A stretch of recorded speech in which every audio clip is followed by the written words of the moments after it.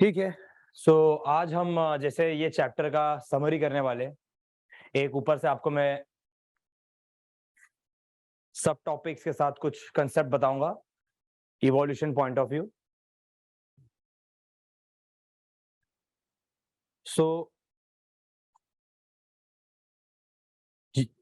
आपको last lecture के notes मिले निकिता? Yes sir. ओके, उसमें हमने ह्यूमन इवोल्यूशन देखा था। जस्ट अ सेकंड, बस 1-2 मिनट का और टाइम लेते हैं। आ जाने दीजिए 1-2 जन को और फिर स्टार्ट करते हैं हम। मैं सोच रहा हूँ कि आप लोगों का एक टेस्ट ले लूं, मतलब श्रीकांत सर को बोल दूं कि एक क्वेश्चन पेपर दे दे ताकि बच्चों का प्रैक्टिस हो जाए सर इवोल्यूशन मेरा से। 25 को होने वाला है। कभी है ये इसका टेस्ट? 25 को। 25th को है ना? Yes sir. हाँ, तो हो गया है वैसे भी चैप्टर। ठीक है, तो प्रैक्टिस बट ये चैप्टर का नहीं है। क्या चीज? इस चैप्टर का नहीं है 25 को। तो कौन से चैप्टर का है? सर 1 मिनट में चेक करके बताती हूँ। रिप्रोडक्टिव हेल्थ का होगा शायद से। Good evening sir. Good evening, good evening.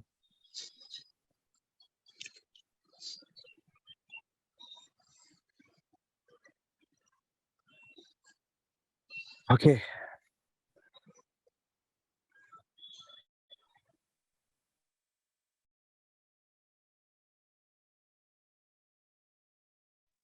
Yes sir, इसी चैप्टर का है। इवोल्यूशन का ये? Yes sir. ठीक है, कोई बात नहीं। देखिए, एक नोट्स और है जो मैं आपको लोगों को आज भेज दूंगा। जियोलॉजिकल टाइम स्केल वाला है वो, मतलब कौन से ईरा में क्या आया था, राइट? जियोलॉजिकल टाइम स्केल वाला है वो। जैसे कि मैं यहाँ पे लिखता हूं, जैसे कि ये इराज है, ऐसा ईरा। ईरा के अंदर आता है पीरियड्स, और पीरियड के अंदर आता है इवेंट्स। तो ये जियोलॉजिकल टाइम्स के लिए ये आप लोगों का सेल्फ स्टडी है कि जैसे कि ईरा एक है, जैसे कि एक है Proterozoic Ira,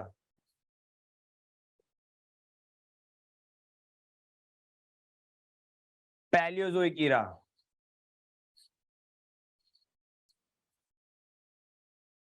Mesozoic era, Cenozoic era. ये सबसे रिसेंट वाला ईरा है, ये सबसे पुराना है प्रोटेरोजोइक।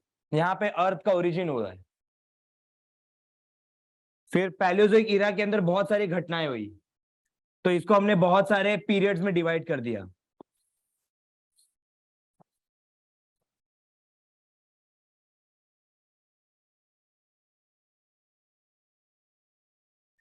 जैसे कि Cambrian, Ordovician, Silurian, Devonian, Carboniferous, Permian. बोलने का मतलब यह है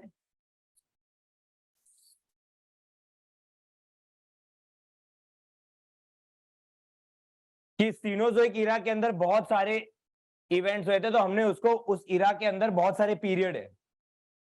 अभी इस पीरियड में क्या हुआ वो लिखा हुआ है।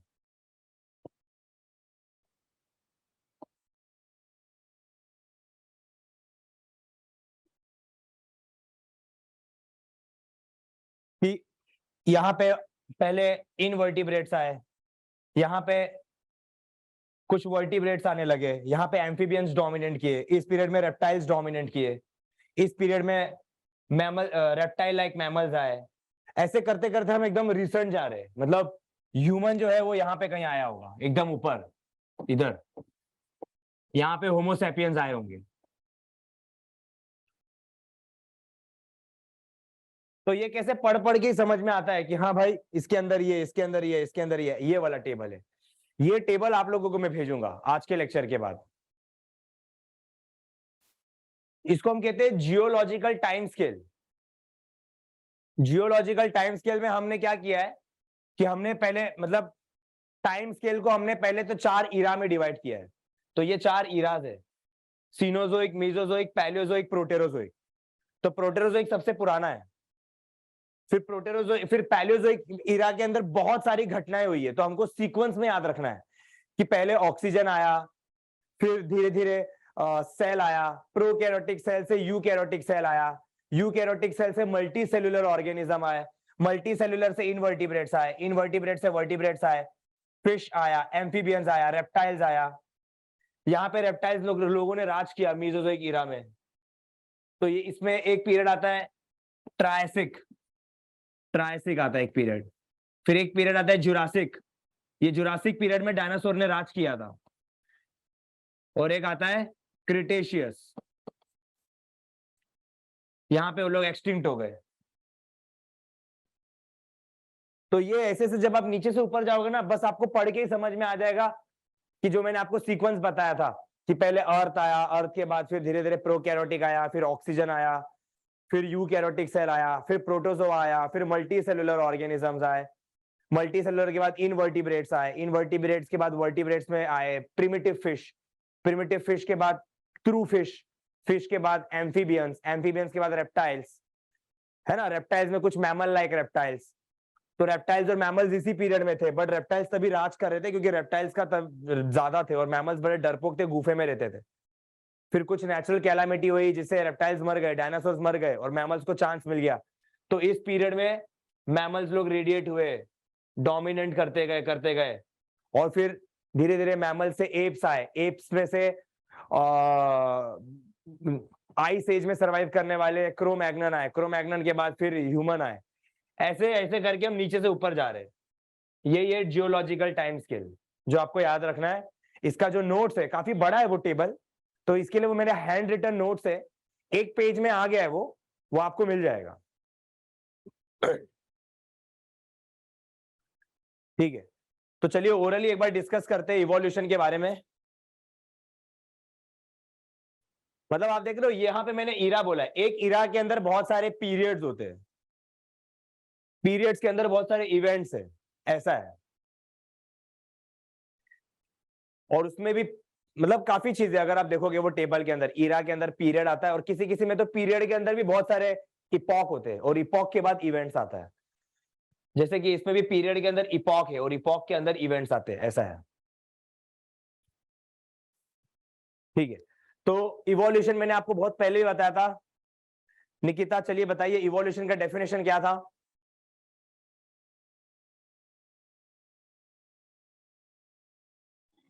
सर एक जनरेशन का दूसरे जनरेशन की एलिक फ्रीक्वेंसी में चेंज। क्या सुनाई नहीं दिया, वापस बोलिए।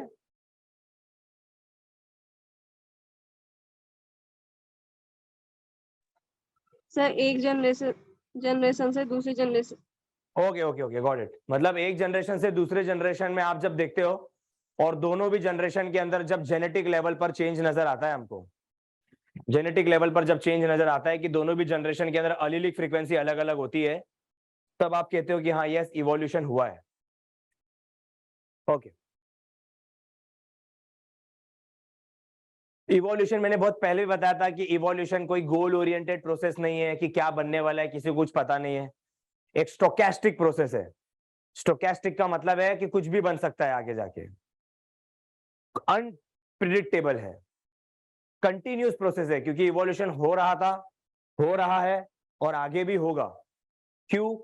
क्योंकि इवोल्यूशन नेचर पे डिपेंड करता है ना, और नेचर कभी भी कांस्टेंट नहीं रहता, नेचर हमेशा बदलते रहता है। तो जब जब नेचर बदलता है तब तब नेचर कुछ लोगों को सिलेक्ट करता है, दैट इज नेचुरल सिलेक्शन। और नेचुरल सिलेक्शन से अलीलिक फ्रीक्वेंसी बदल जाती है। तो जेनेटिक लेवल पर हम बोलेंगे कि हाँ भाई पॉपुलेशन में बदलाव आया है। तो इवोल्यूशन का यही मतलब था। ये चैप्टर एक्चुअली 2 पार्ट में डिवाइडेड है। पहला पार्ट जो है उसमें हम पढ़ रहे हैं ओरिजिन ऑफ लाइफ, कि कैसे लाइफ ओरिजिनेट हुई, और दूसरा पार्ट है इवोल्यूशन के बारे में। इसके लिए चैप्टर का नाम है origin of life and evolution, ये चैप्टर का नाम है एक्चुअली। तो ओरिजिन ऑफ लाइफ में मैंने तुम लोगों को बहुत पहले भी बताया था, देखो जितने भी नोट्स है सब निकाल के रखना, ठीक है। मैं सिर्फ ओरली बोलता जाऊंगा, तो मैंने आपको ये कहा था कि स्पेस में एक छोटा सा पत्थर था, उसके पहले टाइम करके कुछ था ही नहीं, T0 टाइम था ही नहीं, T0 था। धीरे धीरे वो पत्थर में एक दिन ब्लास्ट हुआ और सारी एनर्जी निकलने लगी, और उस दिन इससे यूनिवर्स का निर्माण हुआ। That is 20 billion years ago पहले यूनिवर्स बना, और वो एनर्जी आज भी निकल रही है, वो एनर्जी आज भी निकल रही है, आज भी यूनिवर्स एक्सपांड होता जा रहा है। तो वो उसको हम कहते हैं, उस थियरी को क्या कहते हैं बताइए Garima? Big bang theory. Yes, big bang theory में वो नेबुलस जो कि स्टोन था उसमें ब्लास्ट हुआ था और उसमें से एनर्जी निकली थी। अब आइंस्टाइन ने कहा था energy is equal to mc square, E is equal to mc square, मतलब एनर्जी जो है वो मास में कन्वर्ट होगी। तो वही एनर्जी मास में कन्वर्ट हुई और वो मास से बहुत सारे मास बने, और वो मास के अंदर बहुत सिंपल एटम्स थे, हाइड्रोजन और हीलियम जैसे एटम थे। फिर वो हाइड्रोजन और हीलियम एटम आपस में मिल मिलके कॉम्प्लेक्स एटम बने, लाइक नाइट्रोजन, सल्फर, फास्फोरस, और फिर वापस से उस मास के अंदर फिर से ब्लास्ट हुआ। तो जब दोबारा ब्लास्ट हुआ तब उसमें से सबसे बड़ा टुकड़ा जो था वो सन बना, और उसके छोटे छोटे पार्टिकल्स थे वो प्लैनेट्स बन गए। उसी में से एक पार्टिकल था अर्थ। तो अर्थ जो था वो शुरू में एक हॉट मॉल्टन रॉक की तरह था, एक जलता हुआ आग का गोला था जिसमें कोई लाइफ नहीं थी, रॉक्स थे और ज्वालामुखी फट रहा था, सूरज के काफी नजदीक था, अर्थ पे टेम्परेचर बहुत ज्यादा थी, कोई ऑक्सीजन नहीं था, कोई पानी वगैरह भी नहीं था। अर्थ पे थे atoms like hydrogen, helium, nitrogen, sulphur, phosphorus, ऐसे एटम्स अर्थ पर थे। अब हुआ क्या कि ये सभी एटम में हाइड्रोजन सबसे ज्यादा था, तो ये हाइड्रोजन जो था वो फटाफट सारे ऑक्सीजन के साथ रिएक्ट होकर वाटर बन गया, पर वो वाटर लिक्विड के फॉर्म में नहीं था, वेपर के फॉर्म में था। तो ऐसे क्लाउड्स बन गए बहुत सारे, वाटर जो है वो वेपराइज हो गया। ठीक है, वाटर क्या हो गया? वेपराइज हो गया, क्लाउड्स बन गए बहुत सारे वाटर के, क्योंकि वो टाइम पे अर्थ पे टेम्परेचर बहुत ज्यादा था, रेडिएशंस आ रहे थे, वॉल्केनिक इरप्शंस हो रहा था, इवन ऑक्सीजन नहीं था। एनवायरमेंट कैसा था? रिड्यूसिंग टाइप का था एनवायरमेंट। रिड्यूसिंग टाइप मतलब कोई ऑक्सीजन फ्री फॉर्म में नहीं था, सारे के सारे ऑक्सीजन हाइड्रोजन के साथ रिएक्ट होकर वाटर वेपर बन चुके थे। ये सभी एटम में से हाइड्रोजन सबसे अबंडेंट था और सबसे रिएक्टिव था। ये हाइड्रोजन वाटर के साथ रिएक्ट होकर वाटर वेपर बना और नाइट्रोजन के साथ रिएक्ट होकर अमोनिया बना। तो वाटर और अमोनिया सबसे पहले मॉलिक्यूल बने, उसके बाद मीथेन, बाकी के भी मॉलिक्यूल्स बने। बस याद रखना वो टाइम पे ऑक्सीजन फ्री फॉर्म में नहीं था। हुआ क्या कि धीरे धीरे अर्थ जो है वो सन के दूर जा रहा था। तो जैसे जैसे वो सन के दूर जा रहा था, वो जो वाटर था गैस के फॉर्म में, वो कंडेंस्ड होकर लिक्विड के फॉर्म में बन रहा था और क्लाउड्स बने, और फिर बारिश हुई खूब जोरदार, कई सालों करोड़ों साल तक बारिश हुई, जिससे ओशियंस बना। और उसी ओशियन के अंदर बहुत सारे एटम्स, मिनरल्स थे, बायोमॉलिक्यूल्स थे, जैसे carbon dioxide, methane, ammonia, cyanide. ये सारे एटम्स आपस में रिएक्ट होकर सिंपल बायोमॉलिक्यूल्स बने, जैसे कि glucose, amino acids, nucleotides, glycerol, fatty acids. ये सिंपल बायोमॉलिक्यूल्स जब बने, वो इंडिकेशन था अर्ली साइन ऑफ लाइफ का, जो कि था 3 बिलियन ईयर्स अगो पहले। देखो यूनिवर्स कब बना था? 20 बिलियन ईयर्स अगो पहले यूनिवर्स बना था। फिर उसके बाद अर्थ कब बना? 4.5 बिलियन ईयर्स अगो पहले। फिर अर्थ के ऊपर जब सिंपल बायोमॉलिक्यूल्स बने, जैसे कि glucose, amino acids, fatty acids, glycerol, ये कब बने? 3 बिलियन ईयर्स अगो पहले बने। उसके बाद वो बायोमॉलिक्यूल्स आपस में रिएक्ट होकर कॉम्प्लेक्स बायोमॉलिक्यूल बने, प्रोटीन, कार्बोहाइड्रेट्स, है क्या ना, लिपिड्स, ये सब कॉम्प्लेक्स बायोमॉलिक्यूल्स बने। अब तुम लोगों से क्वेश्चन है कि न्यूक्लिक एसिड में पहले कौन सा न्यूक्लिक एसिड बना होगा, डीएनए की आरएनए? आरएनए। यस, आरएनए पहला था, क्योंकि आरएनए के अंदर राइबोस शुगर होता है, और ये राइबोस शुगर से मॉडिफाई होकर बना डीऑक्सी राइबोस शुगर, जो कि डीएनए बनाने के लिए काम आता है। तो मेरी बात याद रखना, हाँ, कई लोगों का ये भी मानना है कि RNA was the first living creature, क्योंकि वो आरएनए जो थे वो एंजाइम्स की तरह काम करते थे, वही अपना कॉपी बनाते थे। तो जो अपना कॉपी बना रहा है, जो खुद से रेप्लिकेट हो रहा है, तो कई साइंटिस्ट लोगों का आज भी मानना है RNA was the first living creature. समझ रहे हो? तो आरएनए था, बट आरएनए को हम जेनेटिक मटेरियल कंसीडर नहीं करते थे।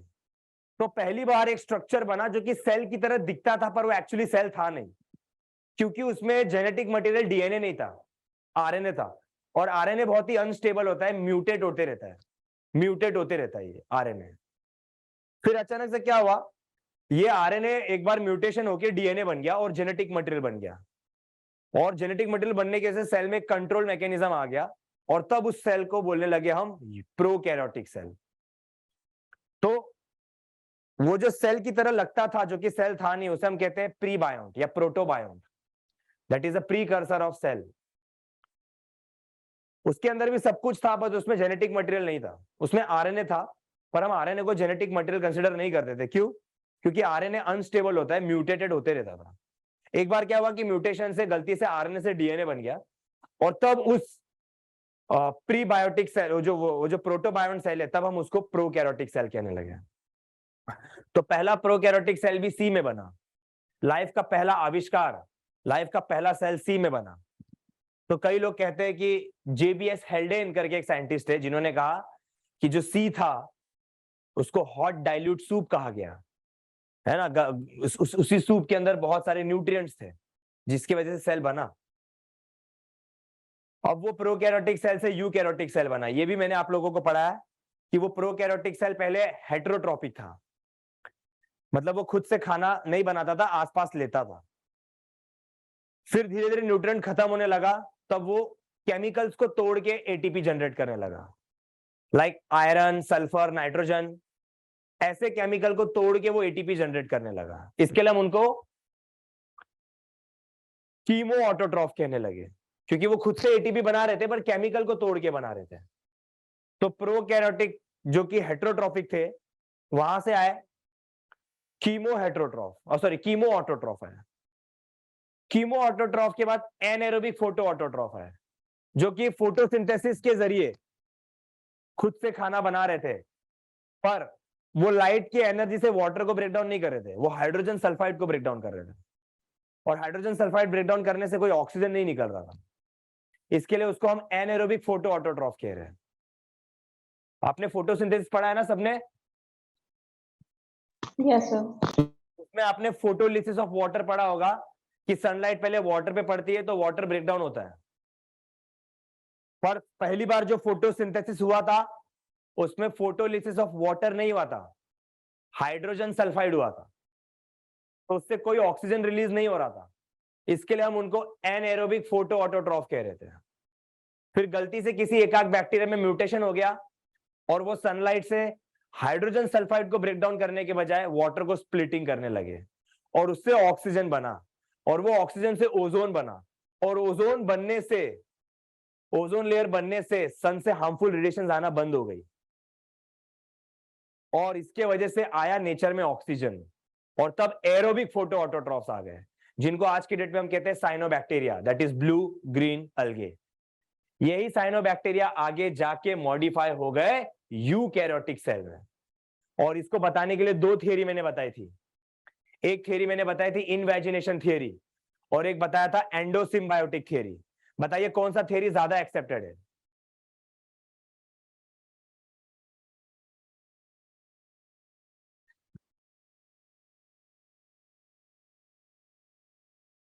इनवैजिनेशन थियरी की endosymbiotic theory? Endosymbiotic theory. Yes, very good. Endosymbiotic theory में क्या होता था कि बड़ा बैक्टीरिया छोटे बैक्टीरिया को अंदर लेता था, पर खा नहीं लेता था। दोनों को एक दूसरे से फायदा होता था।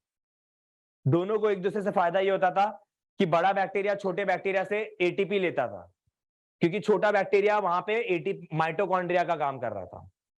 तो आज की डेट में जो माइटोकॉन्ड्रिया हमारे सेल में है, वो एक टाइम पे छोटा वाला बैक्टीरिया हुआ करता था। ये कैसे प्रूफ मिला?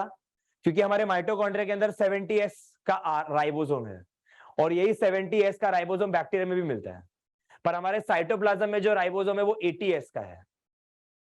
तो ये समझ में आ रहा है कि आज के डेट में जो हमारे सेल में माइटोकॉन्ड्रिया है वो एक टाइप का बैक्टीरिया ही था छोटा।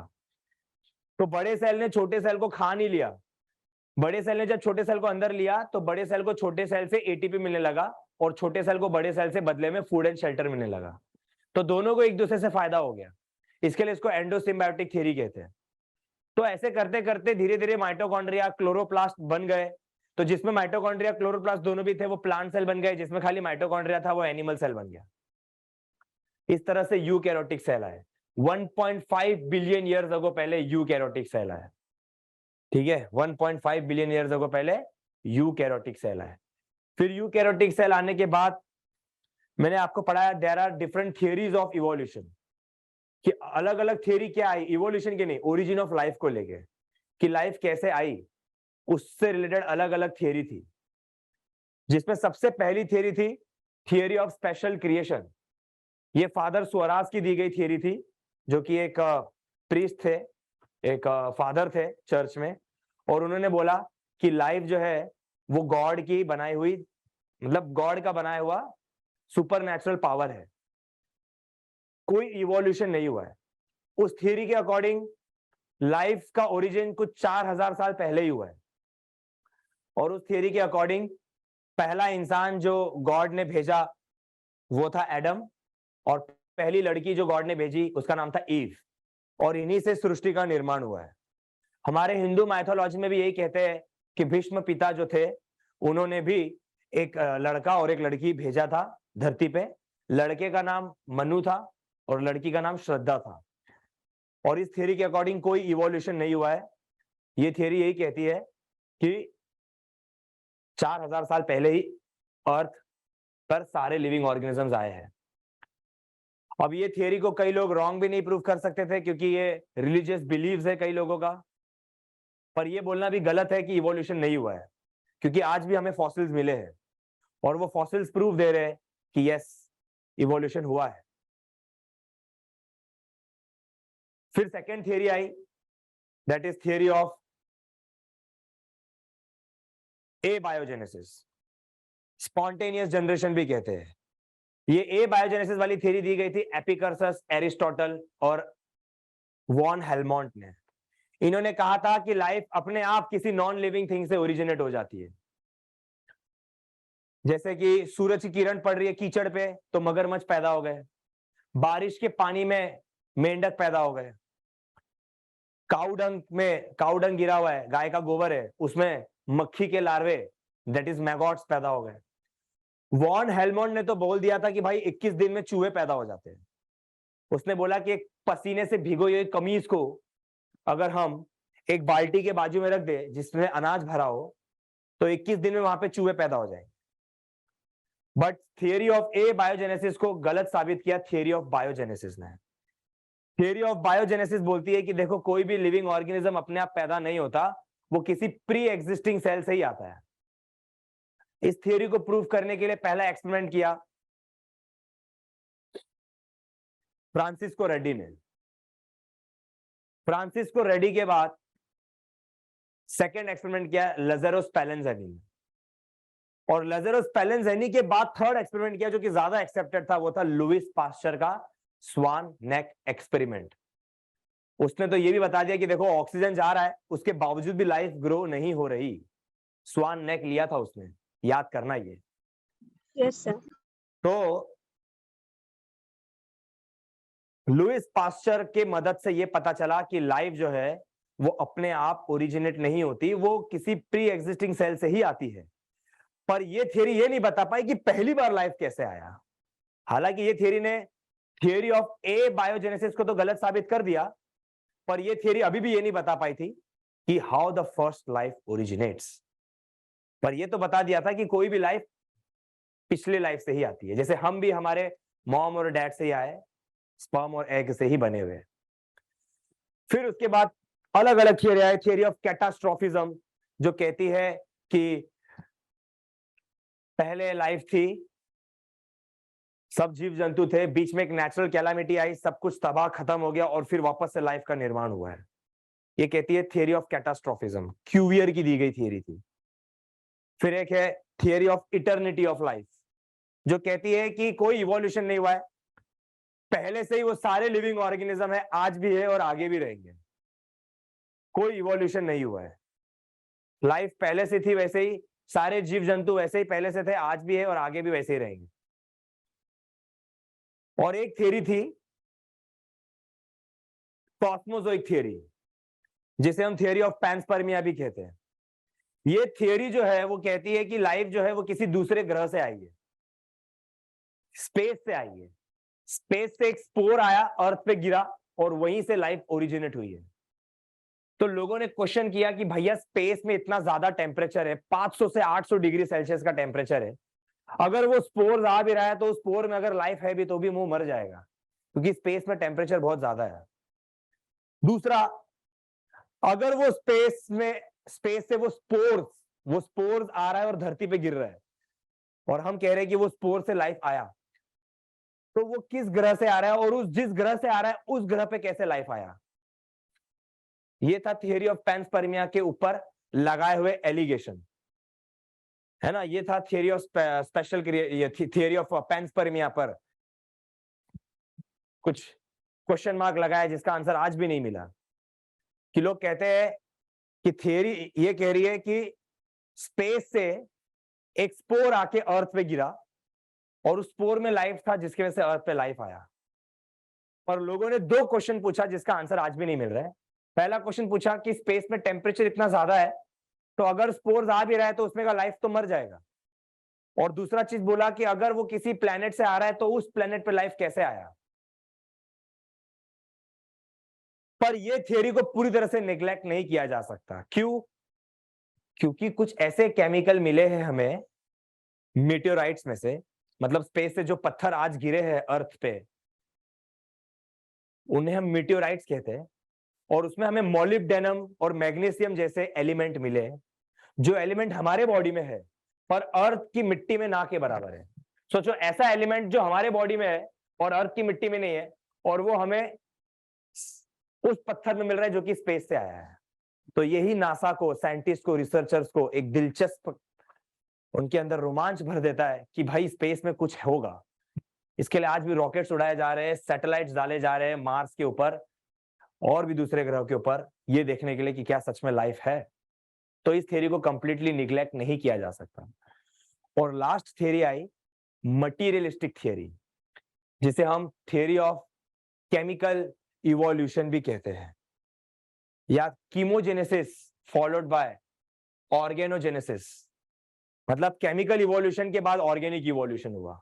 ये थियरी दी गई थी ओपेरिन हेल्डेन की, जिसको हम ओपेरिन हेल्डेन थियरी भी कहते हैं। बहुत सारे नाम है इस थियरी के, ये सबसे ज्यादा एक्सेप्टेड थियरी है।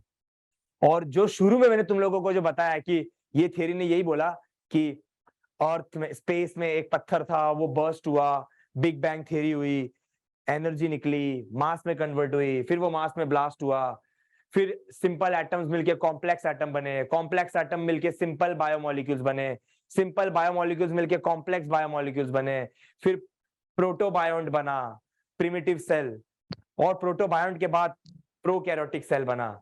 ये पूरा थियरी बताया गया था ओपेरिन हेल्डेन का। तो ओपेरिन हेल्डेन के मुताबिक वो टाइम पे अर्थ के ऊपर एनवायरनमेंट रिड्यूसिंग टाइप था, मतलब ऑक्सीजन नहीं था, वॉल्केनिक इरप्शन हो रही थी, टेम्परेचर बहुत ज्यादा था, सन से रेडिएशंस आ रहे थे, थंडरिंग हो रही थी, बिजली कड़क रही थी। ये सारी चीजें मिलके एनर्जी क्रिएट कर रही थी चीजों को मिलने के लिए और जुड़ने के लिए। इसके लिए पहली बार सेल बन गया। पर आज के डेट में सेल नहीं बन सकता, क्योंकि आज के डेट में एटमॉस्फेयर रिड्यूसिंग टाइप नहीं है, ऑक्सीडाइजिंग टाइप है। आज के डेट में एटमॉस्फेयर में ऑक्सीजन है, वो टाइम पे नहीं था, इसके लिए चीजें जुड़ती गई। पर आज की डेट में ऑक्सीजन होने की वजह से चीजें जुड़ेंगी नहीं, चीजें टूटेंगी। एक लोहा में जंग लग जाता है और वो पूरा तबाह हो जाता है, तो सोचो आज के डेट में कैसे जुड़ेगा चीज। समझ में आ रहा है आपको?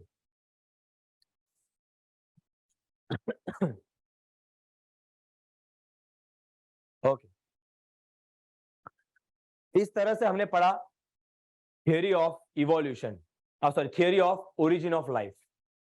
उसके बाद हम इवोल्यूशन पर आए, और इवोल्यूशन जब हम पढ़ना स्टार्ट किए तो उसमें मैंने सबसे पहले तुम लोगों को पढ़ाया कि इवोल्यूशन का मतलब क्या होता है। दो जनरेशन को कंपेयर जब करते हो और जब आपको दोनों भी जनरेशन में जेनेटिक लेवल पे फर्क आता है तब आप कहोगे कि यस इवोल्यूशन हुआ है।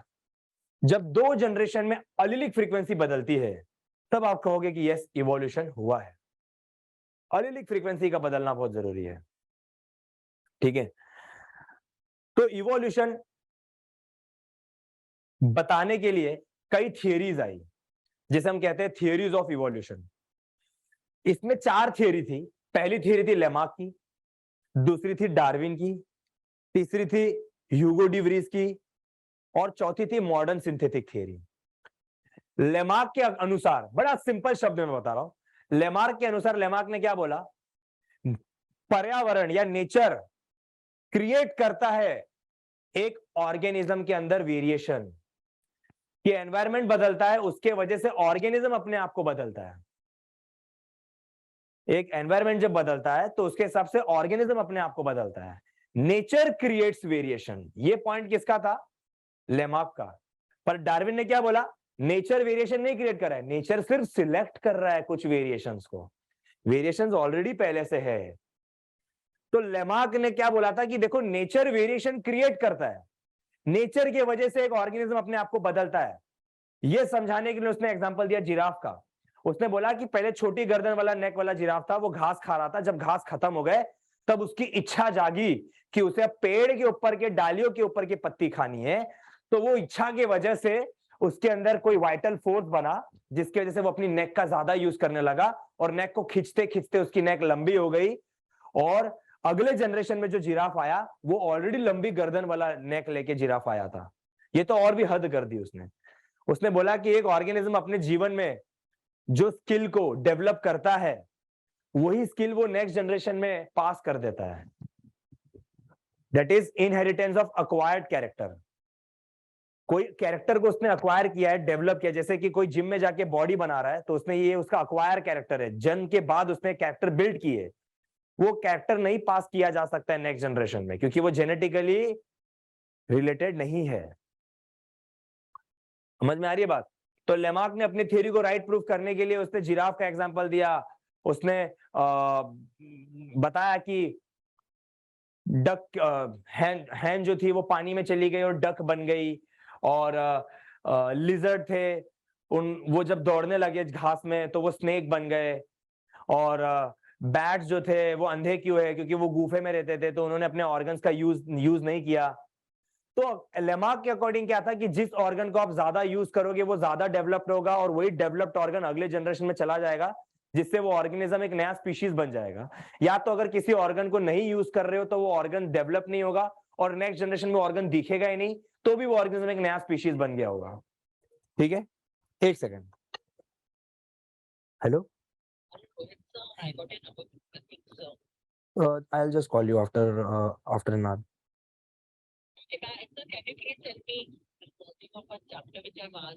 Okay, I'll just call you. Okay.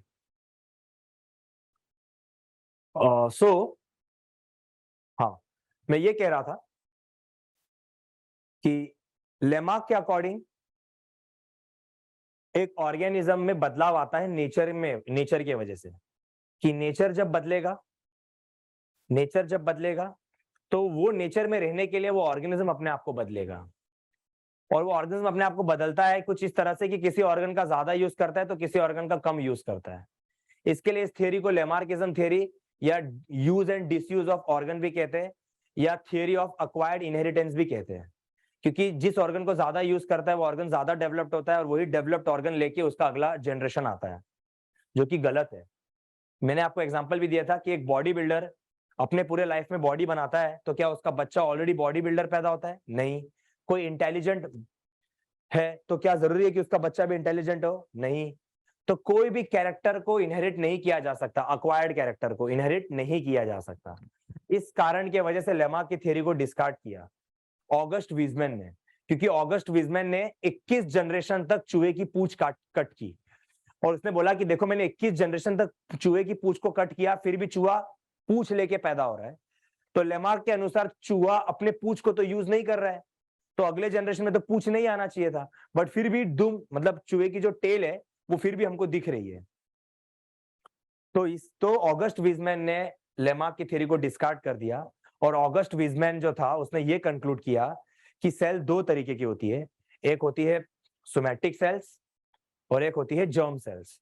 उसने बोला कि अगर सोमैटिक सेल्स में बदलाव आता है तो कोई चेंज नहीं दिखेगा अगले जनरेशन में, पर अगर जर्म सेल्स में बदलाव आता है तो चेंज दिखेगा नेक्स्ट जनरेशन में, क्योंकि जर्म सेल से ही गैमेट्स बनते हैं और गैमेट्स ही नेक्स्ट जनरेशन में पास होते हैं।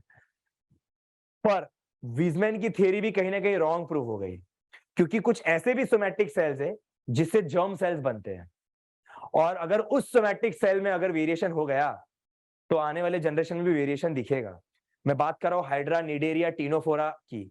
ये ऐसे सिंपल ऑर्गेनिजम्स है जिनके एक सेल से पूरा का पूरा ऑर्गेनिज्म बन सकता है। तो इनके सोमैटिक सेल में अगर वेरिएशन होता भी है तो वो वेरिएशन अगले जनरेशन में भी दिखेगा। तो कुछ वीजमैन की थ्योरी का भी नेगेटिव पॉइंट आया, और नेचर भी कहीं ना कोई इंपैक्ट क्रिएट करता है। जैसे कि एनवायरमेंट में अगर रेडिएशन आ गया, जैसे कि हिरोशिमा नागासाकी में बॉम्ब गिरा था जापान में सेकेंड वर्ल्ड वॉर में, तो वो बच्चे आज भी वहां पे लूले लंगड़े पैदा हो रहे हैं। क्यों? क्योंकि वहां पे आज भी हवा में कुछ रेडिएशंस है। तो रेडिएशंस एनवायरमेंट में होने की वजह से कुछ चेंजेस, कुछ इंपैक्ट क्रिएट किया है। तो लेमार्क पूरी तरह से गलत नहीं था, ऑगस्ट वीजमैन भी पूरी तरह से गलत नहीं था। इसके लिए लेमार्क के जो सपोर्टर थे उन्होंने एक नया थ्योरी बनाया, न्यू लेमार्किज्म, जिसमें कुछ पॉइंट लेमार्क की थी और कुछ पॉइंट ऑगस्ट वीजमैन की थी। और वो न्यू लेमार्किज्म ये कह रही थी कि देखो एनवायरमेंट थोड़ा बहुत तो रोल प्ले करता है, हाँ, पर एक नेचर अपने आप किसी में चेंजेस नहीं लाता। इंटरनल वाइटल फोर्स ऐसा कोई करके चीज होता नहीं, और वो सोमैटिक सेल में अगर बदलाव होता है जो कि जर्म सेल बनाता है तो वो बदलाव नेक्स्ट जनरेशन में भी दिखेगा। आई बात समझ में? ये चीज न्यू लेमार्किज्म समझ में आया आप लोगों को? Yes sir. उसके बाद आया डार्विन का थियरी, इसको थियरी ऑफ नेचुरल सिलेक्शन भी कहते हैं। तो डार्विन जो थे वो उन्होंने कहा कि देखिए नेचर के वजह से किसी ऑर्गेनिज्म में वेरिएशन नहीं हो रहा है, नेचर के वजह से कोई ऑर्गेनिज्म अपने आप को खुद को चेंज नहीं करेगा, वेरिएशन पहले से ही है, because we all are the product of sexual reproduction. और तुमको पता है कि सेक्सुअल रिप्रोडक्शन से वेरिएशंस आते हैं, अलग अलग भिन्न भिन्न प्रकार के लोग हैं, आप, मैं, हमारे भाई बहन सब अलग अलग है, तो हम सब में ऑलरेडी वेरिएशंस है। नेचर तो खाली कुछ वेरिएशन को सिलेक्ट करता है, उसी को उसने नाम दे दिया नेचुरल सिलेक्शन। और उसने बताया कि पहले से ही छोटी गर्दन वाले जिराफ भी थे, बड़ी गर्दन वाले जिराफ भी थे, और मीडियम साइज के नेक वाले जिराफ भी थे। पर हुआ क्या कि घास खत्म हो गया, मतलब पर्यावरण में बदलाव आया और नेचर ने अब लंबी गर्दन वाले जिराफ को चुना। इसकी वजह से आज के जनरेशन में सिर्फ लंबी गर्दन वाले ही जिराफ दिख रहे हैं। तो नेचर सिर्फ सिलेक्ट करता है वेरिएशंस को, क्रिएट नहीं करता है।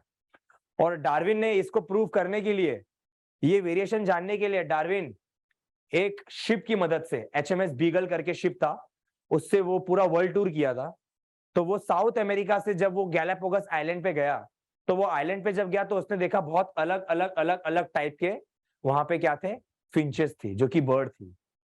उनके बीक का साइज बड़ा अलग अलग था, उनके बीक का साइज इतना अलग अलग था कि उसने देख के सोचा कि देखो ये सारी की सारी फिंचेस पहले एक ही हुआ करती होंगी, पर वो एक ही फिंचेस से अलग अलग अलग अलग वैरायटी वाली फिंचेस क्रिएट हो गई। तो डार्विन ने अपनी थ्योरी को राइट प्रूफ करने के लिए 5 पॉइंट दिया। पहला पॉइंट दिया ओवर प्रोडक्शन। उसने बोला कि हर एक ऑर्गेनिज्म के पास क्षमता है कि वो ज्यादा से ज्यादा बेबी प्रोड्यूस कर सकता है। सेकंड आया कंपटीशन, मतलब नेचर में, एनवायरमेंट में नेचुरल रिसोर्सेज जो है वो लिमिटेड है। नेचुरल रिसोर्सेज लिमिटेड होने की वजह से हो क्या रहा है कि रिसोर्सेज लिमिटेड है पर ऑर्गेनिज्म ज्यादा है, तो उससे ऑर्गेनिज्म के अंदर कंपटीशन होगा। अब वो कंपटीशन 3 तरीके का हो सकता है, जिसको उसने स्ट्रगल ऑफ एग्जिस्टेंस करके नाम दिया, स्ट्रगल ऑफ एग्जिस्टेंस करके नाम दिया। तो उसने बोला कि पहली स्ट्रगल होती है इंटर स्पेसिफिक, मतलब बिटवीन द डिफरेंट स्पीशीज। दूसरा उसने दिया intra specific, that is among the same species. और उसने एक दिया एनवायरमेंटल स्ट्रगल, जो पर्यावरण में बदलाव होने के स्ट्रगल हो रहा है। इसमें से सबसे स्पेसिफिक था intra specific, that is the competition among the same species. क्योंकि इंट्रा स्पेसिफिक वाले केस में कंपटीशन सिर्फ फूड और शेल्टर के लिए नहीं हो रहा है, ऑपोजिट सेक्स पार्टनर के लिए भी हो रहा है, मेट्स के लिए भी हो रहा है। तो ये इसका सेकंड पोस्टुलेट था। पहला पोस्टुलेट था ओवर प्रोडक्शन। ओवर प्रोडक्शन में उसने बताया कि बड़े ऑर्गेनिज्म भी ज्यादा बेबी प्रोड्यूस कर सकते हैं, छोटे ऑर्गेनिज्म भी ज्यादा बेबी प्रोड्यूस कर सकते हैं, पर नेचर बड़े ऑर्गेनिज्म के बेबीज को ज्यादा सिलेक्ट करता है क्योंकि कंपैरेटिवली उनके बेबीज कम है, नंबर ऑफ बेबीज कम है, और नेचर छोटे वाले ऑर्गेनिजम्स के ज्यादा बेबी कम बेबी सिलेक्ट करता है बैलेंस बनाए रखने के लिए, क्योंकि छोटे ऑर्गेनिजम्स बहुत ज्यादा बेबीज प्रोड्यूस करते हैं क्योंकि कहीं वो एक्सटिंक्ट ना हो जाए। इसको हम डिफरेंशियल रिप्रोडक्शन कहते हैं। मैं एक बार वापस रिपीट करता हूं। डार्विन ने ओवर प्रोडक्शन के अंदर एक पॉइंट बोला कि जो बड़े ऑर्गेनिजम्स है वो दोनों अपने अपने बेसिस पे ज्यादा बेबी प्रोड्यूस कर रहे हैं, पर बड़े ऑर्गेनिज्म के जो नंबर ऑफ बेबीज बन रहे हैं नंबर के मामले में कम है as compare to the number of babies जो छोटे ऑर्गेनिज्म बना रहे हैं। तो नेचर पता है कि उसको बैलेंस बनाए रखना है, उसको पता है कि बड़े ऑर्गेनिजम्स के बेबीज नंबर में कम है और छोटे ऑर्गेनिज्म के बेबीज नंबर में ज्यादा है। जैसे छोटा ऑर्गेनिज्म का एग्जांपल ले लो, कॉकरोच। एक कॉकरोच एक टाइम पे 160 बच्चे देता है, 160 और एक हाथी एक टाइम पे 2 या 3 बच्चे देता है। तो नंबर ऑफ बेबीज हाथी के और नंबर ऑफ बेबीज कॉकरोच में कंपैरेटिवली छोटे ऑर्गेनिज्म के नंबर ऑफ प्रोजेनी ज्यादा है और बड़े ऑर्गेनिज्म के नंबर ऑफ प्रोजेनी कम है, पर हाँ दोनों में अपने अपने बेस पर ज्यादा ही है। अब नेचर को पता है कि जिनके प्रोजेनी कम है उनके ज्यादा बेबी को सिलेक्ट करता है और जिनके प्रोजेनी ज्यादा है उनके कम बेबीज को सिलेक्ट करता है ताकि वो बैलेंस बनाए रखे। तो यही नेचर सिलेक्ट कर रहा है किसके बेसिस पे? डिफरेंशियल रिप्रोडक्शन के बेस पे नेचुरल सिलेक्शन ऑपरेट कर रहा है। डिफरेंशियल रिप्रोडक्शन क्यों? क्योंकि दोनों के दोनों बड़े और छोटे ऑर्गेनिज्म डिफरेंट रेट पर रिप्रोड्यूस कर रहे हैं। बड़े ऑर्गेनिजम्स के रिप्रोडक्शन रेट थोड़े कम है, छोटे ऑर्गेनिज्म के रिप्रोडक्शन रेट ज्यादा है, इसके लिए हम इसको डिफरेंशियल रिप्रोडक्शन कह रहे हैं। और नेचुरल सिलेक्शन किस बेसिस पे काम कर रहा है? डिफरेंशियल रिप्रोडक्शन के बेसिस पे काम कर रहा है। वो चाहता है कि बैलेंस बना रहे, इसके लिए बड़े ऑर्गेनिज्म के बेबीज को ज्यादा सिलेक्ट करता है और छोटे ऑर्गेनिज्म बेबीज को कम सिलेक्ट करता है, क्योंकि उसको पता है कि छोटे ऑर्गेनिज्म ऑलरेडी ज्यादा नंबर में बेबीज बना रहे हैं। बोलो, ये समझ में आया?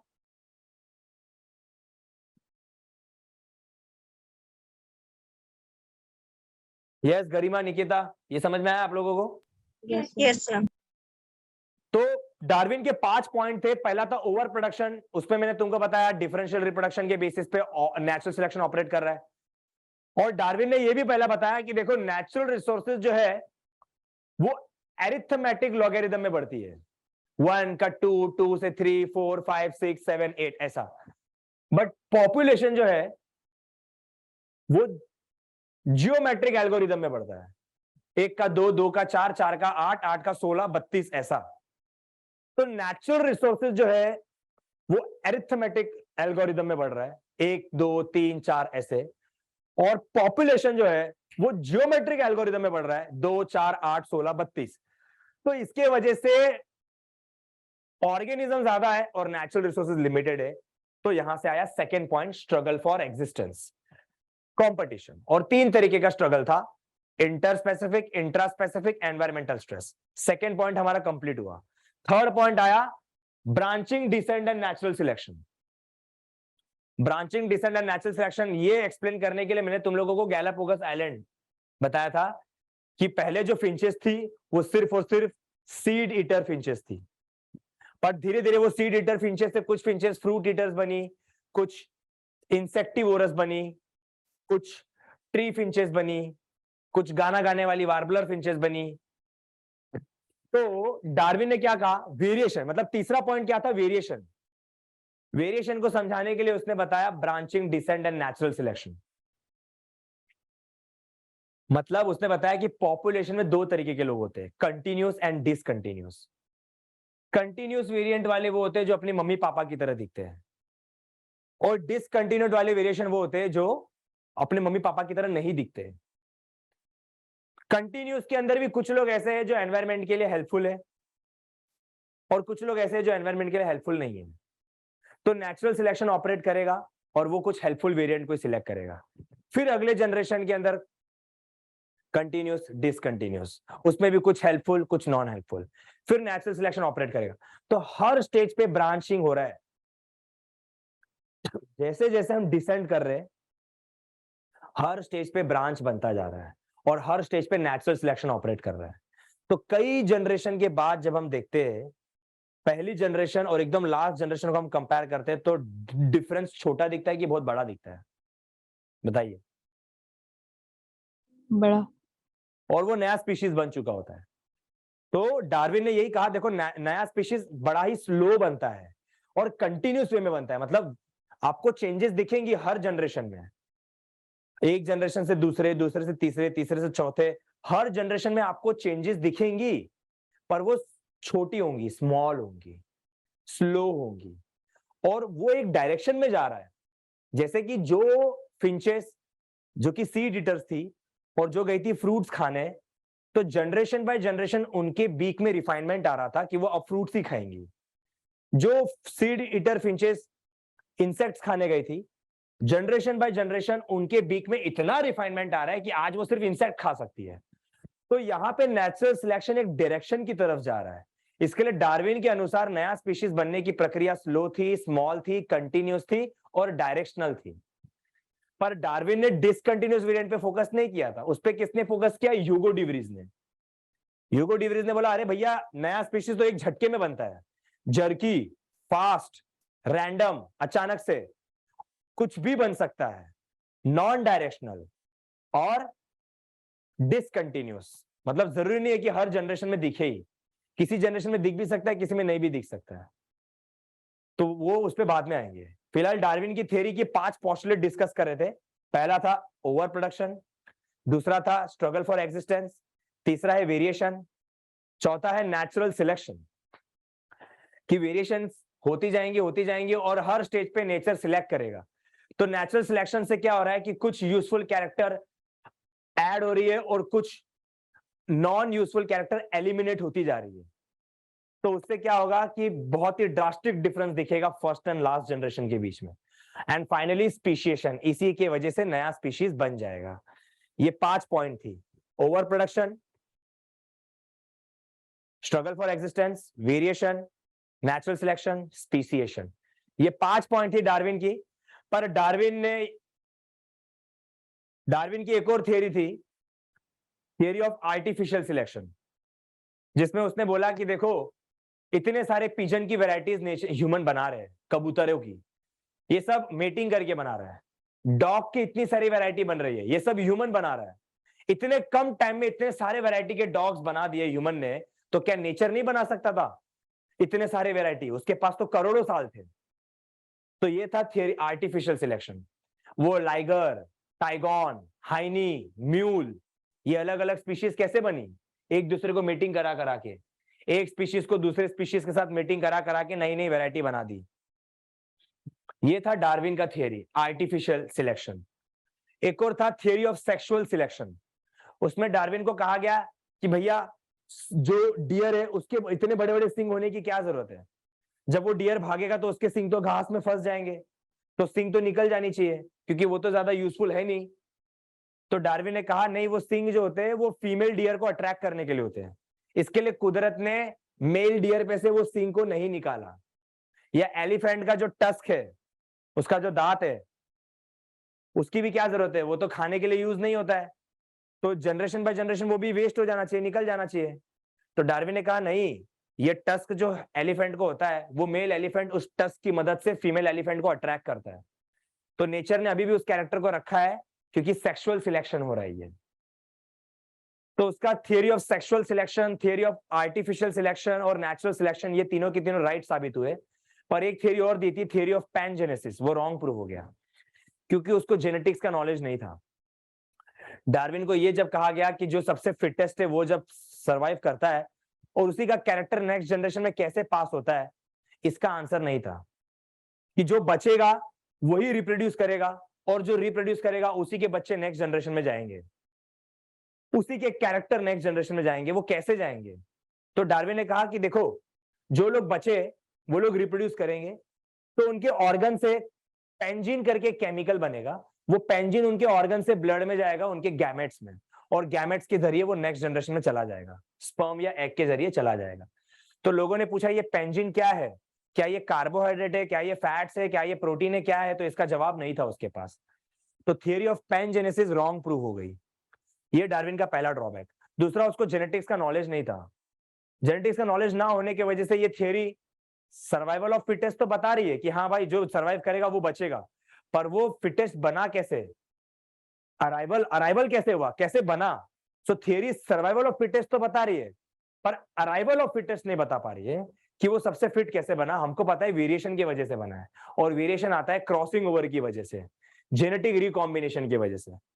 और जेनेटिक रिकॉम्बिनेशन का दूर दूर तक उसको आइडिया नहीं था, क्योंकि जेनेटिक्स का नॉलेज नहीं था। उसने डिसकंटिन्यूस वाली वेरिएशन पे भी फोकस नहीं किया था, क्योंकि उसके अकॉर्डिंग वेरिएशन दो तरीके की थी, कंटिन्यूस एंड डिसकंटिन्यूस। डिसकंटिन्यूस वाले को उसने सिर्फ स्पोर्ट्स बोल के छोड़ दिया, उस पर फोकस किया ह्यूगो डिवरीज ने। तो डिसकंटिन्यूस वाला पॉइंट भी उसके लिमिटेशंस में चला गया। और लास्ट पॉइंट आता था वेस्टिजियल ऑर्गन, कि आज भी हमारे बॉडी में वेस्टिजियल ऑर्गन प्रेजेंट है जबकि काम नहीं कर रहे, जैसे अपेंडिक्स हो गया, है ना। वेस्टिजियल ऑर्गन की क्या जरूरत है हमारे बॉडी में आज भी, जबकि डार्विन के अनुसार यह है कि जो यूजफुल कैरेक्टर है वो ही पास होंगे नेक्स्ट जनरेशन में। ये डार्विन की थ्योरी थी।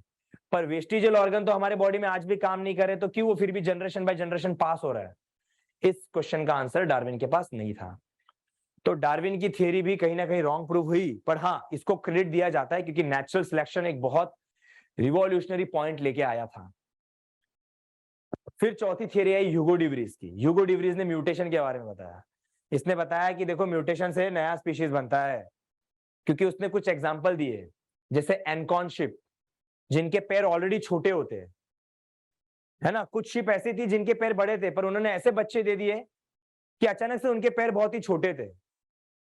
या हेयरलेस कैट, एक कैट ऐसी पैदा हो गई जिसके शरीर पे बाल ही नहीं थे। या हॉर्नलेस कैटल, कुछ ऐसे कैटल पैदा हो गए जिनके सींग ही नहीं थे।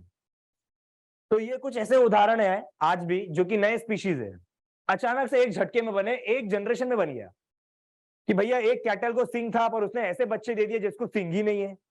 एक बिल्ली ऐसी थी जिसके शरीर पे बाल थे, पर उसने ऐसे बच्चे दे दिए जिसके शरीर पे बाल ही नहीं है। एक शिप ऐसी थी जिसके टांग थोड़े बड़े थे, पर उसने ऐसे बच्चे दे दिए जिसके टांग इतने छोटे। तो उसने ऐसे एग्जाम्पल दे के एक अपने तरफ से एक्सपेरिमेंट भी किया। उसने एक प्लांट लिया इवनिंग प्राइम रोज करके, और उसने उस प्लांट के अंदर 14 पेयर्स ऑफ क्रोमोसोम थे। जब उसने उसको सेल्फ क्रॉस किया तो उसको एक प्लांट मिला 20 क्रोमोसोम का। फिर उसको वापस से सेल्फ क्रॉस किया तो उसको एक प्लांट मिला 28 क्रोमोसोम का। तो वो बोल रहे हैं देखो भाई, जनरेशन बाय जनरेशन ये प्लांट के अंदर कितना म्यूटेशन हो रहा है कि इसके फ्लावर का कलर पिंक से ऑरेंज से येलो हो जा रहा है। तो ये नया स्पीशीज बन चुका है। तो इवनिंग प्राइम रोज प्लांट उसने लिया था अपने एक्सपेरिमेंट को प्रूव करने के लिए, और जब उसने उस प्लांट को सेल्फ क्रॉस किया 1 या 2 जनरेशन तक, तब तक वो प्लांट एक नया स्पीशीज बन चुका था। तो म्यूटेशन थ्योरी ह्यूगो डिवरीज के अनुसार ये थी कि म्यूटेशन कभी भी हो सकता है, जरूरी नहीं है कि हर जनरेशन में हो। तो वो डिसकंटिन्यूस है, कुछ भी बन सकता है, नॉन डायरेक्शनल है। म्यूटेशन एक झटके में होता है, जर्की प्रोसेस है, और एक ड्रास्टिक चेंज देखने को मिलता है। ये पॉइंट था ह्यूगो डिवरीज का। ह्यूगो डिवरीज के जरिए भी नया स्पीशीज बना है, पर ह्यूगो डिवरीज का डिसएडवांटेज था कि उसने डार्विन के कंटिन्यूस वाले पे फोकस नहीं किया था। क्योंकि आज हमको पता है कि नया स्पीशीज कंटिन्यूस वेरिएशन के जरिए भी बना है और डिसकंटिन्यूस के जरिए भी बना हुआ है, पर डार्विन ने डिसकंटिन्यूस पे फोकस नहीं किया और ह्यूगो डिवरीज ने कंटिन्यूस पे फोकस नहीं किया। तो पहला ड्रॉबैक आया ह्यूगो डिवरीज का, कंटिन्यूस वाला वेरिएशन। दूसरा ड्रॉबैक क्या आया कि हर स्पीशीज म्यूटेशन से नहीं बन सकती, क्योंकि म्यूटेशन बहुत ही रेयर है, 1000 में से 1 में होता है म्यूटेशन। तो ये बोलना गलत है कि सारी स्पीशीज म्यूटेशन के जरिए बनी है, because mutation is very rare. दूसरा पॉइंट। तीसरा पॉइंट, ज्यादा करके जो म्यूटेशन होता है वो रिसेसिव होता है, और वो दिखता ही नहीं है। रिसेसिव वाला म्यूटेशन थोड़ी ना एक्सप्रेस होगा। रिसेसिव जीन में म्यूटेशन हुआ है, ज्यादा करके म्यूटेशन जो होता है वो रिसेसिव होता है, मतलब उसका असर नहीं दिखता, और नेचर हमेशा डोमिनेंट कैरेक्टर को सिलेक्ट करता है। ये तीसरा पॉइंट था। और चौथा पॉइंट था कि उसने जो इवनिंग प्राइम रोज प्लांट लिया था वो जेनेटिकली अनस्टेबल था। तो उसके इस एक्सपेरिमेंट के बेसिस पे हम ये नहीं कंक्लूड कर सकते कि ये सारे स्पीशीज ऐसे ही बने हैं, क्योंकि ऑलरेडी इवनिंग प्राइम रोज ऑलरेडी जेनेटिकली अनस्टेबल प्लांट था। वो एक जनरेशन से दूसरे जनरेशन से तीसरे जनरेशन में क्रोमोसोम के नंबर बदलते रहते हैं उसके अंदर। तो ह्यूगो डिवरीज के अनुसार अगर एक ही स्टेप में नया स्पीशीज बन जाता है, उसको उसने कहा सॉल्टेशन। सिंगल स्टेप म्यूटेशन से अगर नया स्पीशिएशन होता है, नया स्पीशीज बनता है, तो उस सिंगल स्टेप म्यूटेशन को सॉल्टेशन कहते हैं। ह्यूगो डिवरीज के अनुसार म्यूटेशन 3 तरीके के होते हैं, पॉजिटिव, नेगेटिव और न्यूट्रल। पॉजिटिव म्यूटेशन वो होते हैं जो एनवायरनमेंट के लिए बेनिफिशियल होते हैं, नेगेटिव म्यूटेशन वो होते हैं जो एनवायरनमेंट के लिए हार्मफुल होते हैं, और न्यूट्रल वो होते हैं जो कुछ असर ही नहीं हुआ है। और ज्यादा करके म्यूटेशन जो होते हैं वो नेगेटिव होते हैं, जबकि नेचर ज्यादा करके पॉजिटिव म्यूटेशन को सिलेक्ट करता है। ये भी एक डिसएडवांटेज निकला। तो ह्यूगो डिवरीज की थ्योरी आपको, आई होप आपको समझ में आई होगी। इसके भी कुछ एडवांटेज और डिसएडवांटेज थे। तो तीनों भी थ्योरी के अपने कुछ लिमिटेशंस के वजह से चौथी थ्योरी बनी, that is modern synthetic theory in the light of genetics. उसमें जेनेटिक्स के कुछ पॉइंट्स ऐड कर दिए। ये डॉब्सन्स्की ने डार्विन की थ्योरी को मॉडिफाई करके बनाया था। डार्विन की थ्योरी में कुछ जेनेटिक्स के पॉइंट्स ऐड किए थे, और मॉडर्न सिंथेटिक थ्योरी बोलती है कि इवोल्यूशन होने के लिए कुछ फैक्टर्स होने चाहिए, जैसे कि म्यूटेशन, क्रॉसिंग ओवर होना चाहिए, that is genetic recombination, gene migration, genetic drift, natural selection, artificial selection, right. और पॉपुलेशन शुड बी स्मॉल, या सॉरी जो भी था, पॉपुलेशन क्या था, स्मॉल था कि लार्ज था, याद करवाओ जरा। Very small. Yes, population small and random mating, Non-random. Non random mating, yes, non random mating, non, हाँ, that is selective mating. Non random mating को हम सिलेक्टिव मीटिंग कहते हैं। अगर ये सारी चीजें होगी तो इवोल्यूशन होगा। ये पॉइंट कहा था इसने, मॉडर्न सिंथेटिक थियरी ने, कि इवोल्यूशन होने के लिए क्या क्या फैक्टर्स रिस्पॉन्सिबल है। उसमें हमने पहला फैक्टर पढ़ा जीन माइग्रेशन, कि भैया जीन मतलब कुछ लोग जब एक जनरेशन से दूसरे जनरेशन में जाते हैं तो डेफिनेटली जहां से निकल रहे उसका एम माइग्रेशन हो रहा है और जिधर जा रहे उसका इम माइग्रेशन हो रहा है, तो दोनों का भी अपना अपना एलीलिक फ्रीक्वेंसी बदल रहा है। अगर कंटिन्यूस जीन माइग्रेशन होता है तो उसको हम जीन फ्लो कहते हैं। दूसरा मैंने बताया जेनेटिक ड्रिफ्ट। जेनेटिक ड्रिफ्ट को हम सिवाल राइट इफेक्ट भी कहते हैं। सिवाल राइट क्यों कहते हैं? क्योंकि जो साइंटिस्ट थे यही दोनों थे, सिवाल और राइट, इन्होंने जेनेटिक ड्रिफ्ट डिस्कवर किया था। जेनेटिक ड्रिफ्ट का मतलब होता है अचानक से बदलाव, अचानक से कोई घटना हो गई और उसके लिए पॉपुलेशन छोटा होना चाहिए। जितना छोटा पॉपुलेशन होगा उतना ज्यादा असर दिखेगा। तो जेनेटिक ड्रिफ्ट का डेफिनेशन क्या था? Change in the allelic frequency of a small population by chance. वो चांस अगर किसी घटना की वजह से होती है, किसी घटना की वजह से होती है, तो उसको बॉटलनेक इफेक्ट कहते हैं। वो घटना या तो हंटिंग, नेचुरल कैलामिटी हो सकती है, हंटिंग हो सकती है, एक्सीडेंट हो सकता है, या वो change in the allelic frequency हो सकती है by unplanned migration. Unplanned migration मतलब कुछ लोग ऐसे ही अपने आप निकल गए ग्रुप से और किसी नए जगह पे चले गए, तो इसको बोलते हैं फाउंडर्स इफेक्ट। क्योंकि जो लोग निकले अब वो फाउंडर्स है नए पॉपुलेशन के। याद करो, मैंने तुम लोगों को डिटेल में बताया था जेनेटिक ड्रिफ्ट को एक्सप्लेन करने के दो तरीके हैं, एक है बॉटलनेक इफेक्ट और एक था मैंने फाउंडर्स इफेक्ट। दोनों भी केस में एलीलिक फ्रीक्वेंसी बदल रही थी। फाउंडर इफेक्ट कुछ भी नहीं था, जीन माइग्रेशन ही था, बस वो अनप्लैंड था। क्या था? अनप्लैंड। अगर कोई माइग्रेट करता है एक पॉपुलेशन से दूसरे पॉपुलेशन में सोच समझ के, प्लैंड है तो जीन माइग्रेशन। अगर वो अनप्लैंड है, रैंडम है, अचानक से निकल रहा है, तो उसको मैं बोलूंगा फाउंडर्स इफेक्ट। बोलो, समझ में आया? Yes sir. उसके बाद हमने अलग अलग एग्जाम्पल पढ़े। मैंने तुम लोगों को नेचुरल सिलेक्शन पढ़ाया। नेचुरल सिलेक्शन को बताने के लिए हमने 3 एग्जाम्पल पढ़े। सबसे अच्छा एग्जाम्पल हमने पढ़ा था ये वाला अपना मॉथ जो था ना, peppered moth, बिस्टन betularia. White wing वाला मॉथ था और ब्लैक विंग वाला मॉथ था। तो मैंने तुम लोगों को बताया था कि इंग्लैंड में इंडस्ट्रियल रिवॉल्यूशन के पहले व्हाइट विंग मॉथ का नंबर ज्यादा था और ब्लैक विंग मॉथ का नंबर कम था, क्योंकि इंडस्ट्रियल रिवॉल्यूशन हुआ ही नहीं था तो पोल्यूशन भी नहीं हुआ था। और अगर पोल्यूशन नहीं होता है तो लाइकेंस बहुत अच्छे से ग्रो होते हैं। तो लाइकेंस ग्रो होने की वजह से पेड़ की डालियां जो होती है वो व्हाइट कलर की हो जाती है, क्योंकि पेड़ की डालियों पे लाइकेंस ग्रो है। Lichens are the association of algae and fungus. Lichens are the association of algae and fungus. तो पोल्यूशन नहीं था इंग्लैंड में। Before industrial revolution there was no pollution, तो लाइकेंस ग्रो हुए। लाइकेंस ग्रो होने की वजह से पेड़ व्हाइट कलर का हो गया। तो व्हाइट कलर के ऊपर व्हाइट विंग वाला मॉथ भी बैठता था, ब्लैक विंग वाला मॉथ भी बैठता था। तो बर्ड कौन सा मॉथ ज्यादा अच्छे से डिटेक्ट कर लेगा? ब्लैक विंग वाला मॉथ। इसके लिए Yes, ब्लैक विंग वाले मॉथ सिर्फ 15% थे और व्हाइट विंग वाले मॉथ 85% थे। पर जब इंडस्ट्रियल रिवॉल्यूशन आ गया तो पॉल्यूशन हुई, पॉल्यूशन की वजह से लाइकेंस ग्रो नहीं हुए और पेड़ की डालियां ब्लैक हो गई। तो ब्लैक में अब ब्लैक विंग वाला मॉथ छुप जाया करता था और व्हाइट विंग वाला मॉथ ज्यादा अच्छे से दिख जाया करता था। तो अब एलिलिक फ्रीक्वेंसी पूरी बदल गई। ब्लैक विंग मॉथ का एलिलिक फ्रीक्वेंसी 85% हो गया और व्हाइट विंग वाले मॉथ का एलिलिक फ्रीक्वेंसी 15% हो गया। और आज वापस से वहां पे पोल्यूशन फ्री एनवायरनमेंट हो रहा है और क्योंकि अब ऑयल्स एंड इलेक्ट्रिसिटी का यूज किया जा रहा है, कोल और वो सब का यूज नहीं कर रहे, तो इसके लिए आज वापस से उधर एनवायरनमेंट क्लीन हो रहा है। तो फिर से व्हाइट विंग मॉथ का नंबर बढ़ रहा है और ब्लैक विंग मॉथ का नंबर कम हो रहा है। तो हम देख रहे हैं कि generation by generation allylic frequency बदल रही थी। यही था नेचुरल सिलेक्शन।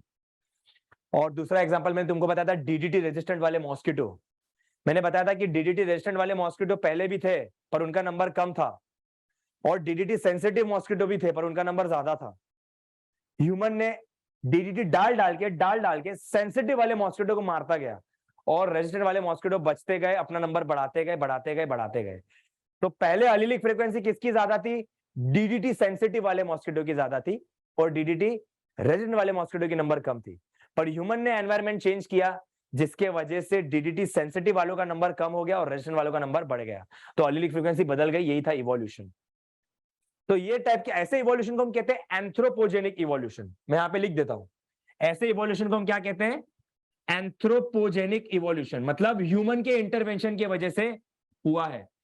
अगर इंसान एनवायरनमेंट में डीडीटी नहीं डालता तो मच्छरों में इतनी तेजी से इवोल्यूशन नहीं होता। जो इवोल्यूशन ह्यूमन की वजह से हुआ है, ह्यूमन के छेड़खानी की वजह से हुआ है, उसको हम एंथ्रोपोजेनिक इवोल्यूशन कहते हैं। ये 2020 में ये क्वेश्चन आया था।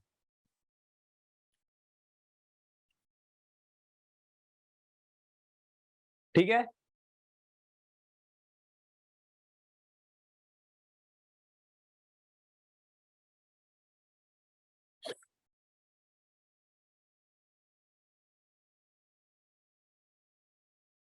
ये रब कर रहा हूं।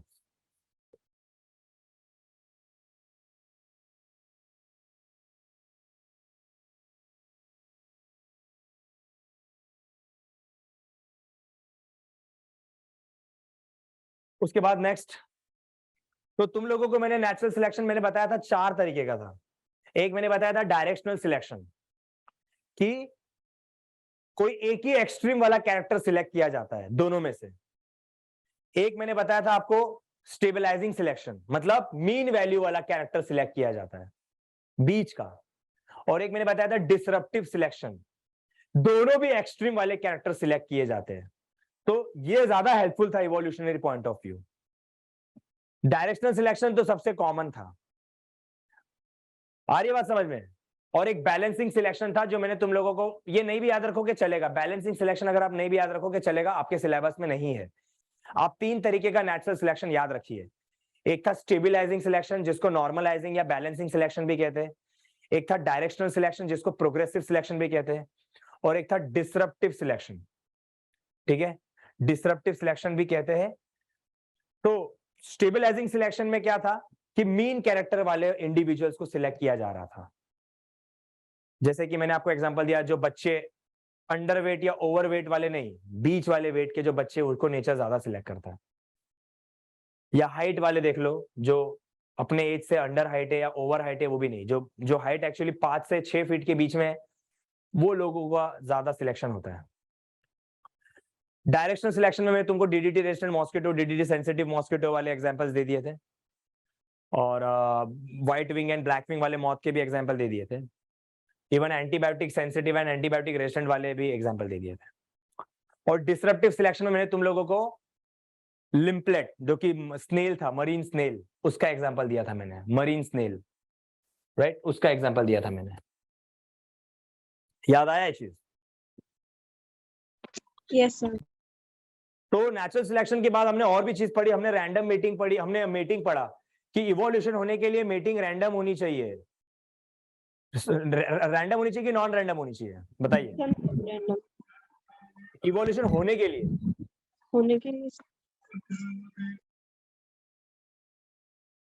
Non random, that is selective mating. Selective होगा तभी तो एक अलील को ज्यादा प्रेफरेंस किया जा रहा है, तो अगले जनरेशन में बदल जाएगा।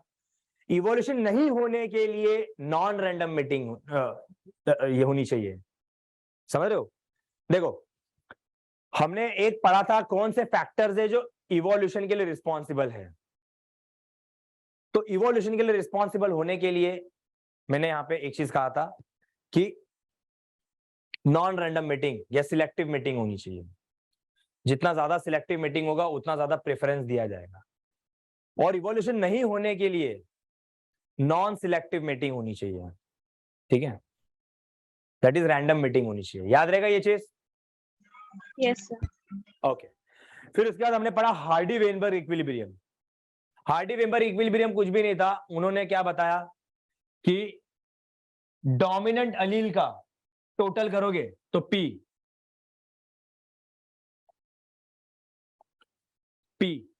रेसेसिव अलील का टोटल करोगे तो Q, और इसका समेशन करोगे तो आंसर 1 ही होना चाहिए, है ना? According to Hardy Weinberg equilibrium, it is the summation of the allelic frequency of dominant allele and the allelic frequency of recessive allele का जब आप समेशन करते हो तो उसकी वैल्यू 1 ही होनी चाहिए। ये अकॉर्डिंग टू हार्डी-वेनबर्ग था।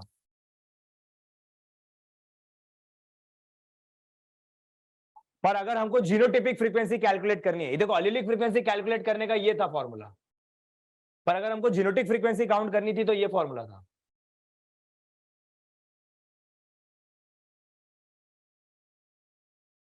आया याद? ये जीनोटाइपिक फ्रीक्वेंसी वाला था जिसमें पी स्क्वायर होमोजाइगस डोमिनेंट के लिए था, क्यू स्क्वायर होमोजाइगस रिसेसिव के लिए था, और 2pq हेटेरोजाइगस के लिए रिस्पॉन्सिबल था। This was responsible for heterozygous.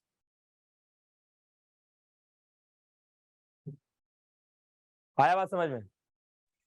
Yes sir. अब इसी के बेसिस पे हम लोग ने न्यूमेरिकल किया था, वो वीडियो डिलीट नहीं हुआ है शायद से। अगर आपके पास लिंक है तो हार्डी-वेनबर्ग का वो वीडियो देख लेना जरूर। मुझे लग रहा है 1 महीना पहले ही कराया था जस्ट वो, ठीक है। उसके बाद हमने पढ़ा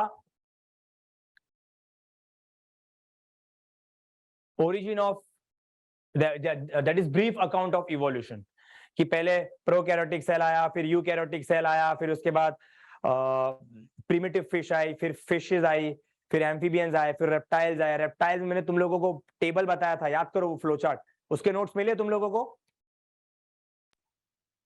यस सर। वो फ्लो चार्ट मैंने तुम लोगों को पढ़ाया था। वो करते करते करते करते मैं पहुंचा था होमिनॉइड तक, होमिनॉइड मतलब एप्स तक पहुंचा था मैं। और फिर लास्ट लेक्चर में तुम लोगों को मैंने बताया था कि होमिनॉइड क्या होते हैं, जिसमें एप्स और ह्यूमन दोनों की फीचर दिखती है, उसको होमिनॉइड कहते हैं, और जिसमें सिर्फ ह्यूमन वाली फीचर दिखती है उसे होमिनिड कहते हैं। तो होमिनॉइड पहले कौन थे? प्रोप्लियोपिथेकस, फिर आए ड्रायोपिथेकस, फिर आए रामापिथेकस, और फिर आए ऑस्ट्रेलोपिथेकस। तो ऑस्ट्रेलोपिथेकस तक होमिनॉइड थे। उसके बाद आए Homo habilis, Homo erectus, Homo निएंडरथालेंसिस, है ना, क्रो-मैग्नन मैन और होमो सैपियंस। ऑर्डर में वापस से बोल रहा हूं मैं, प्रोप्लियोपिथेकस, ड्रायोपिथेकस, रामापिथेकस, ऑस्ट्रेलोपिथेकस, ये होमिनिड थे। फिर आए Homo habilis, Homo erectus, Homo neanderthalensis and Homo sapien fossilis, जिसको क्रो-मैग्नन मैन भी कहते हैं, और लास्ट में आ गए Homo sapien sapiens, that is us, human. ये ऑर्डर में याद रखना है तुम लोगों को, जिसमें से प्रोप्लियोपिथेकस से लेके ऑस्ट्रेलोपिथेकस तक होमिनॉइड थे, और होमो हैबिलिस से होमिनिड स्टार्ट हुए, तभी तो होमो वर्ड लग रहा है। तो ऑस्ट्रेलोपिथेकस को हम कनेक्टिंग लिंक कहते हैं होमिनॉइड और होमिनिड के बीच में। तो ड्रायोपिथेकस कैसे थे? 4 पैरों पे चलने वाले क्वाड्रीपेडल थे, और क्वाड्रीपेडल के साथ साथ बॉडी पे हेयर्स थे, लंबे लंबे हेयर्स थे, आर्बोरियल थे। They were more ape like. Brain का कैपेसिटी 400 सीसी का था। फिर आए कौन? रामापिथेकस। ये भी 4 पैरों पे चलते थे, पर शरीर पे बाल छोटे हो गए थे, तो थोड़े से मैन ह्यूमन की तरह लगते थे। तो दे वर मैन लाइक एप। ब्रेन का कैपेसिटी 450 हो चुका था। फिर आए ऑस्ट्रेलोपिथेकस, ब्रेन का कैपेसिटी और हो गया, थोड़ा डेवलप हो गया, 500 तक हो गया, और ये धीरे धीरे 2 पैरों पे चलने की कोशिश करने लगे। हालांकि 4 पैरों पे ही थे, पर बीच बीच में 2 पैरों पे आते थे ऐसे, तो उसके लिए उनका पेल्विक गर्डल ब्रॉड हो गया और वर्टिबल कॉलम के अंदर कर्वेचर आ गया और टीथ का साइज भी छोटा होते गया। ऑस्ट्रेलोपिथेकस के बाद आए होमो हैबिलिस। तो होमो हैबिलिस जो थे ये लोग हैंडीमैन या टूल मेकर मैन या स्किल मैन भी कहते हैं या स्टोन एज मैन भी कहते हैं, क्योंकि ब्रेन की कैपेसिटी 650 टू 800 हो गई, जिससे ये स्टोन्स का बेहतरीन यूज करने लगे। स्टोन्स को शार्प वगैरह करके ये लोग हंटिंग करते थे, फ्रूट्स तोड़ते थे, they were the fruit eaters, even ornaments भी बनाते थे। उसके बाद आए होमो इरेक्टस। ब्रेन का डेवलपमेंट और हो गया, 900 क्रेनियल कैपेसिटी हो गया, जिससे ये लोग फायर की मदद, ये स्टोन की मदद से फायर जनरेट करने लगे और फायर एक रिवॉल्यूशन का काम किया। ये लोग अब चीजों को पका के खाने लगे, तो दांत का साइज और भी छोटा होगा। दोस्तों दे were the meet eaters. Even वो फायर से वो लोग ऑफेंस एंड डिफेंस के लिए भी यूज करते थे। They were the first to leave the Africa. Homo erectus, ये कहा जाता है कि ये सब लोग पहले अफ्रीका में रहते थे। होमो इरेक्टस पहले ऐसे बंदे थे जो अफ्रीका को छोड़ के दुनिया के बाकी के कोनों में फैलना स्टार्ट किए। होमो इरेक्टस। होमो इरेक्टस के बाद आए नियंदरथल मैन। हट्टे कट्टे थे, हमसे स्टॉकियर देन अस, हैवी थे, स्किल्ड हंटर थे, बहुत ही स्किल था इनको। ब्रेन का कैपेसिटी 1400 सीसी का हो गया था। ट्रू प्रीडेशियस थे, झुंड में आके शिकार करते थे। हालांकि ये भी ग्रास लैंड पे रहते थे। अब तक जितने भी सबके सब लोग सबके सब ग्रास पे रहते थे, कोई भी केव में नहीं रहता था, इसके लिए सब मर गए। एनिमल से स्किन यूज करते थे अपने शरीर को ढकने के लिए। They use animal cloth to hide their body. थोड़ा बहुत रिलीजियस बिलीव रखते थे कि कोई मर गया तो उसको गाड़ देना चाहिए। फैमिली प्लानिंग व्लानिंग थी इनकी।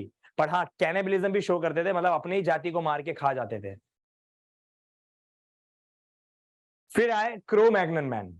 तो क्रो मैग्नन मैन और नियंदरथल मैन एक टाइम पे ना साथ में रहते थे, क्योंकि क्रो मैग्नन मैन और नियंदरथल मैन में अगर हम देखें तो नियंदरथल मैन की अगर मैं बात करूं तो नियंदरथल मैन कब से कब तक थे? 1 लाख साल पहले थे। ये 1 लाख साल पहले थे से लेके 40,000 साल पुराने थे। जबकि क्रो मैग्नन मैन कब थे?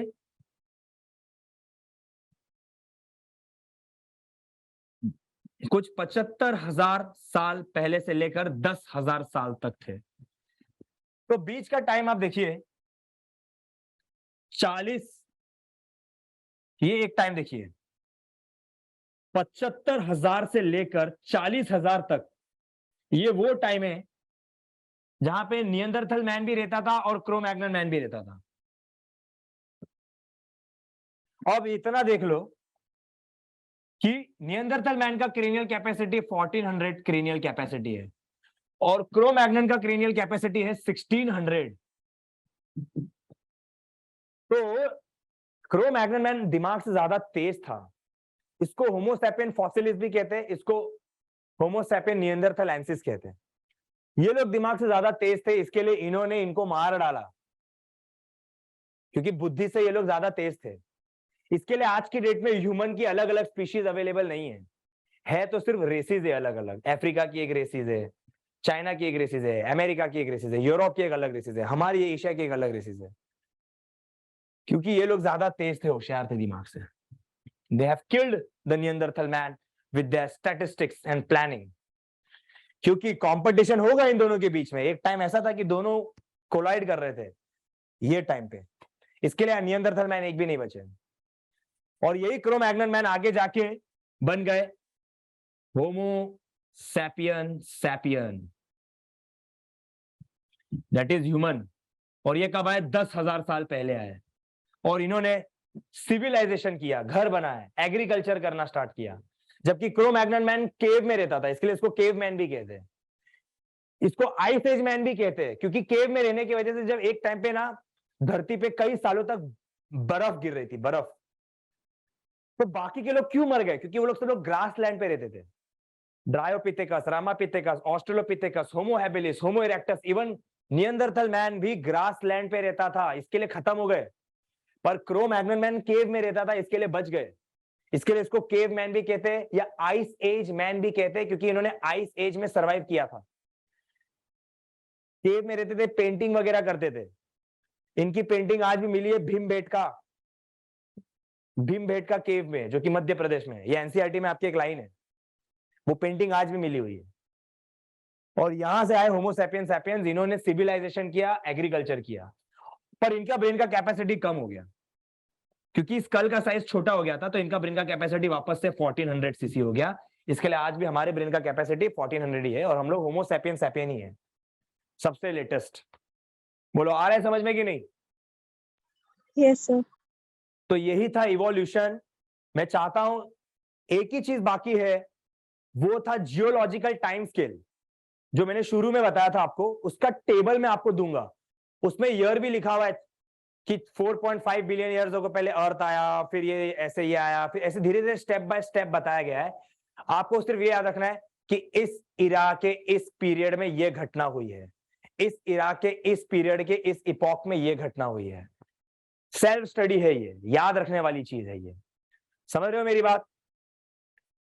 वो टेबल काफी बड़ा था, इसके लिए वो टेबल में नहीं लिख पाया था, बट वो टेबल मैं आपको भेज दूंगा, श्रीकांत सर आपको भेज देंगे।